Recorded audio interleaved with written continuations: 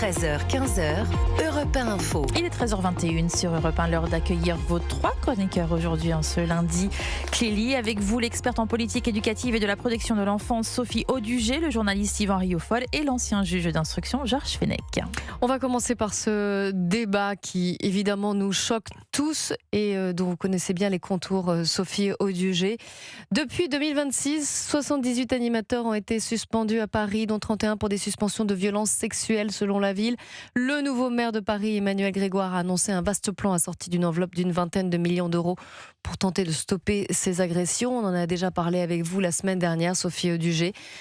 Mais les Hauts-de-Seine, il n'y a pas que la capitale en fait. Les Hauts-de-Seine aussi, puisque écoutez Alexandre Brugère, qui est préfet des Hauts-de-Seine, il était sur Europe 1 ce matin et il a annoncé des mesures face aux violences dans ce périscolaire. C'est un frein d'arrêt d'urgence. La priorité, lorsque l'on a connaissance d'un signalement, c'est de protéger les enfants. Et donc, lorsque j'aurai connaissance d'un signalement, je m'engage de manière systématique à écarter l'animateur en question le temps de l'enquête administrative. Cette suspension, elle peut durer jusqu'à 6 mois. 6 mois, c'est un temps suffisant pour faire le point sur la situation, regarder quelle est la réalité du dossier. J'y ajoute une mesure très importante, un article 40 au titre du Code de procédure pénale, c'est-à-dire le signalement à la justice de tous ces faits. Et les premiers qui doivent signaler ces faits, ce sont évidemment les maires, puisque ce sont eux qui organisent l'accueil périscolaire. C'est tout le monde, main dans la main, pour rappeler l'urgence de la mobilisation sur la protection de l'enfance. Alors, dans le département des Hauts-de-Seine, il y a eu 45 signalements depuis la rentrée scolaire, dont 15 pour des abus sexuels supposés. Sophie Audugé, vous avez entendu à l'instant Alexandre Brugère. Les mesures qu'il annonce sont-elles suffisantes selon vous ? Alors, comme on en a déjà parlé la semaine dernière, d'abord, c'est un préfet, donc c'est un haut fonctionnaire d'État. Donc, il parle au nom de l'État et donc du gouvernement. Ce qui est important aussi de rappeler, là, vous voyez, on est encore, comme la semaine dernière, sur des solutions de gestion.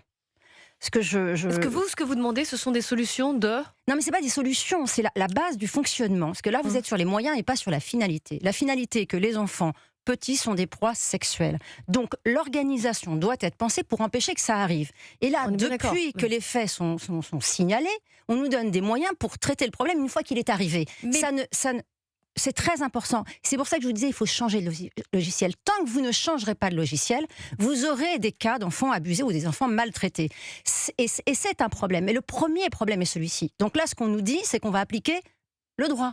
Parce que tout ce qu'ils nous proposent comme solution, si vous voulez, c'est des choses qui existent déjà. Ça veut dire que ces gens reconnaissent que des enfants sont abusés sexuellement et maltraités, que quand ils sont abusés sexuellement et maltraités, avant, on envoyait, quand celui qui avait été l'agresseur était identifié et connu, on l'envoyait dans une autre école où on le laissait avec des enfants, c'est-à-dire qu'on créait des conditions pour que d'autres soient abusés et d'autres soient maltraités.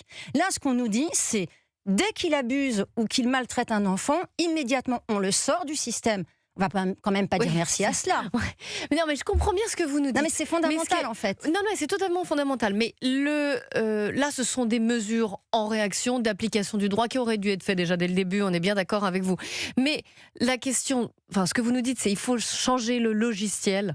Ça, on est d'accord. Mais ça va prendre des années. Mais ça veut dire que les parents ne mettront plus leurs enfants. C'est-à-dire qu'il y a des parents, ceux qui en ont les moyens aujourd'hui, qui ont compris que les conditions pour éviter des maltraitances et des abus sexuels ne sont pas rassemblés aujourd'hui dans un certain nombre de lieux périscolaires. Ils iront donc se renseigner pour savoir ce que font les mairies et les départements. Les maires ou les départements qui disent écoutez, nous, on a une vraie stratégie, on a des personnels qui ont un plein temps, qui sont majoritairement des femmes, qui ont un vrai projet, ils sont payés quand ils préparent des activités périscolaires, et donc on vous garantit que les conditions sont rassemblées pour que ça ne se produise pas. Les parents choisiront ces lieux-là et ils auront bien raison. Alors après, on peut toujours dire, écoutez, si ça se produit, si votre enfant a été abusé ou maltraité, on s'engage à sortir l'agresseur avant qu'il en abuse ou qu'il en maltraite d'autres. La réalité de toutes ces déclarations sont qu'elles reconnaissent que les enfants sont des proies sexuelles, que la pédocriminalité est un phénomène systémique et que si on ne crée pas une organisation avec les conditions pour que ça n'arrive pas, on n'aura que des micro-solutions qui consistent à tenter de traiter le problème une fois que c'est arrivé. La vraie question qu'on peut se demander, c'est ailleurs dans les Hauts-de-Seine, ça veut dire quoi ? Ça veut dire qu'on continue avec, quand il y a quelqu'un, un enfant qui a été abusé ou maltraité, on laisse la personne et on continue à maintenir des conditions pour que d'autres enfants soient maltraités. Il est là le sujet. Et à mon avis, il n'est pas ailleurs. Parallèlement, la directrice des affaires scolaires de la ville de Paris a annoncé qu'elle quittait ses fonctions. Je voulais savoir si pour vous, ça disait quelque chose ou pas. Disons que c'est infusible, quoi, dans les systèmes bureaucratiques, administratifs, on connaît ça par cœur. Ça n'a pas changé, je pense que ça n'a pas changé la face du monde, mais surtout, il faut aussi dire que Emmanuel Grégoire a été réélu. Enfin, il a été élu, mais il a travaillé aussi avant avec Anne Hidalgo, en fait. Oui, absolument. Vous avez raison. Il a été élu, mais il était évidemment aux responsabilités avant, notamment aux responsabilités en charge des recrutements pour le périscolaire. Donc, il a été élu malgré qu'on savait et que les scandales étaient déjà sortis. J'ouvre la parole sur ce dossier, Georges Fenech et Yvan Rieufol. Moi, je suis entièrement d'accord avec l'analyse qui vient de faite par Sophie. C'est pas la question, ça n'est pas de savoir comment on va traiter une fois que le mal est fait. C'est trop tard. La question, c'est de savoir comment prévenir. Donc c'est tout en amont. Il y a une réflexion à porter qui soit de dimension nationale et pas uniquement sur les Hauts-de-Seine parce qu'il y a un préfet qui a décidé de prendre ça en charge et qui a ces questions à cœur. Il faut véritablement qu'on ait une toute autre politique de recrutement dans le périscolaire avec des garanties absolument sûres, un criblage, comme on dit dans les services de renseignement, de toutes les personnes qui postulent pour ce genre d'activité périscolaire. Donc tout est à bâtir et sans doute qu'il faudrait peut-être une commission d'enquête parlementaire parce que c'est un scandale national ce qui vient de se passer. Oui, bien sûr, on peut craindre qu'ailleurs il s'en passe aussi, vous voyez. Yvan Rieufol.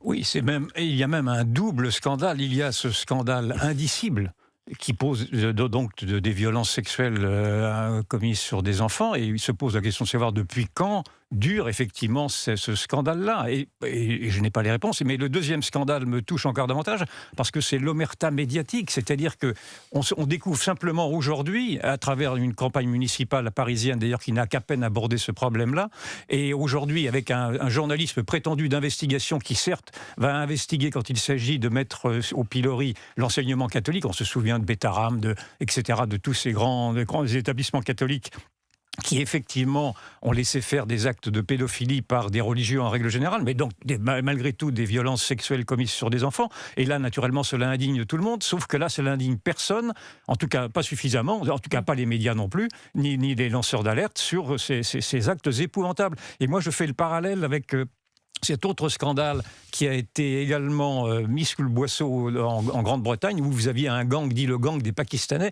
qui durant des années a violé des petites Anglaises, mais il ne fallait pas désigner le gang des Pakistanais parce qu'ils étaient Pakistanais. Donc, alors c'est encore un autre sujet peut-être, mais donc il y a une omerta organisée, un déni qui est fait sciemment de la part des autorités afin de ne pas, dans le fond, faire de vagues.